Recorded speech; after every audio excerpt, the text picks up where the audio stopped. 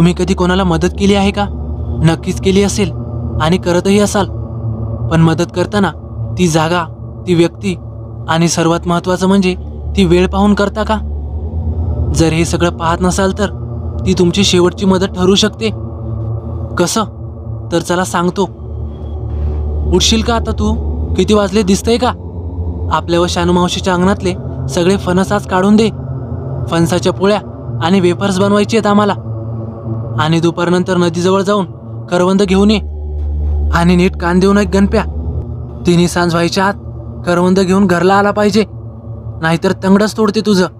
आणि कोणी बोलवलं, काही दिसलं तर मोहरं जाऊ नकोस. माझी आई व काही बायकांचं मिळून एक महिला मंडळ होतं. रानमेवा गोळा करायचा, त्यातून खूप प्रकारचे पदार्थ बनवायचे व ते बाजारात नेऊन विकायचे. हा रानमेवा आणायला मी मदत करायचो. आणि हो, मी रोजच आईच्या शिवा खातो. रानमेव्यासारख्याच आंबट गोड लागतात त्या मला. दुपारचं जेवून मी थोडा पडलो होतो, कारण आई अजून आली नव्हती.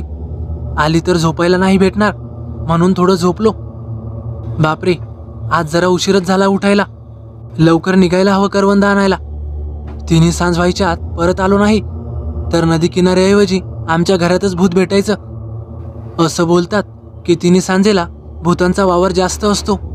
अर्थात त्यांची ही एक जागा असते, पण चुकून त्या वेळेत आणि त्या जागेत आपण अडकू नये एवढंच.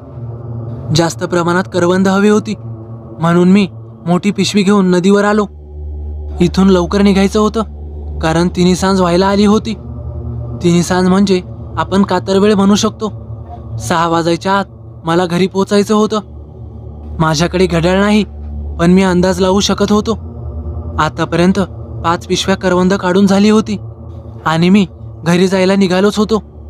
तेवढ्यात नदीजवळ एका दगडावर एक म्हातारी बाई बसलेली दिसली आणि तिच्याजवळ एक लाकडाची मोळी होती. काळ वेळ न बघता मी गावात सगळ्यांचीच मदत करायचो. थकली असेल बिचारी, या वयात एवढं वजन झेपलं नसेल म्हणून मी गेलो तिची मदत कराया. आणि त्यात ती वयस्कर. ओ आजी, कुठं जायचंय तुम्हाला? मी सोडू का? द्या ती मोळी इकडं, म्या घेतो.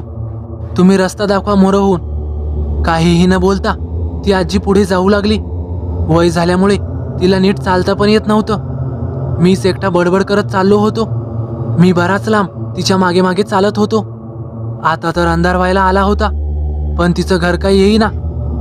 शेवटी मी न राहून त्या आजीला विचारलंच, आजी कुठं आहे ग तुझं घर? मला माझ्या घरला जायला उशीर होतोय. उशिरा घरी गेलो तर आई चपलाने पूजा करेल माझी. एवढं बोलून सुद्धा ती आजी काहीच बोलत नव्हती.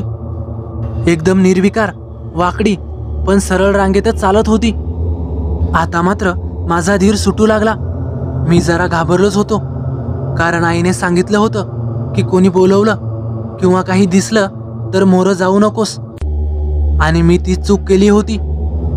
ती माझ्या पुढे होती आणि मी मागे होतो. याच गोष्टीचा फायदा घेऊन मी मागच्या मागे पळायचं ठरवलं. हळूच लाकडाची मोळी खाली ठेवली आणि मी मागे वळून पळणारच. तोच ती आजी वाऱ्याच्या वेगाने येऊन माझ्या समोर उभी राहिली. हळूहळू ती आता तिचं रूप बदलू लागली. तिचे डोळे गायब झाले. डोळ्यांच्या जागी फक्त रिकाम्या खोबण्या होत्या. हात व पायाचा आकार बदलला. केस लांबसडक झाले. चेहराही विद्रूप झाला. एक क्रूरतेचं हसू तिच्या सडलेल्या ओठांवर होतं. आणि ती किळसवाण्या आवाजात म्हणाली, मला तहान लागली आहे. नदीच्या पाण्यानं माझी तहान भागत नाही.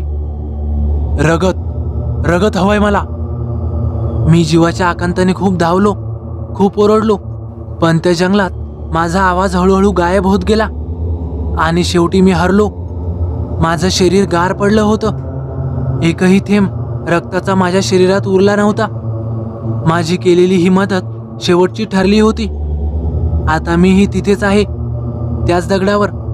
तिन्ही सांज व्हायची वाट बघतोय, कारण नदीच्या पाण्याने माझी ही तहान जात नाही ना. तर मित्रांनो, कशी वाटली तुम्हाला ही भयकथा? आवडल्यास नक्की लाईक करा, कमेंट करायला विसरू नका. आणि हो, आपल्या चॅनलला आतापर्यंत सबस्क्राईब केलं नसेल तर नक्कीच सबस्क्राईब करा. तर चला भेटूया पुढच्या व्हिडिओत.